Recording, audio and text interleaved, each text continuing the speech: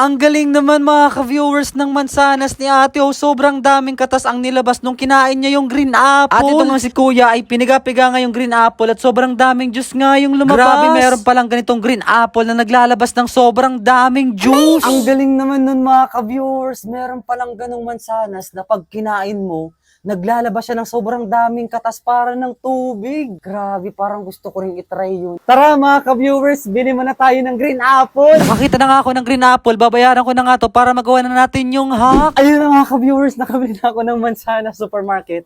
Ngayon, subukan na natin yung hack na yun kung totoo nga ba talagang maglalabas to ng sobrang daming juice na para na siyang tubig kapag kinain natin siya. Tara! So yan, simulan na natin to. Try natin siya kagatan dito. Isang kagat muna. Ay! Ay! Ay! Ayun, naglabas nga siya ng tubig.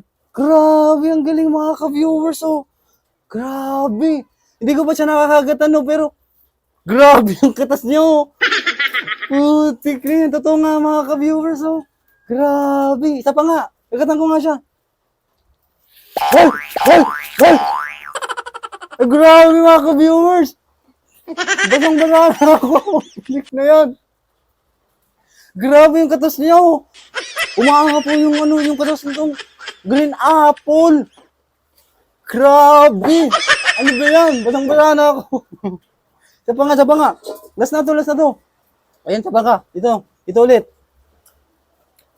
Gatin ko, ah. Ay! Ay, grabe. Grabe. Ang dami niyang juice. Putik. Ang grabe. Yun, dalawang kakat na lang ako. Nakadami na ako ng putik basa ba ako naligo.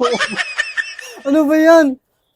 Grabe, try nyo na rin mga ka-viewers. Pero wag nyo susubukan sa bahay nyo. Subukan nyo sa bahay ng kaibigan nyo.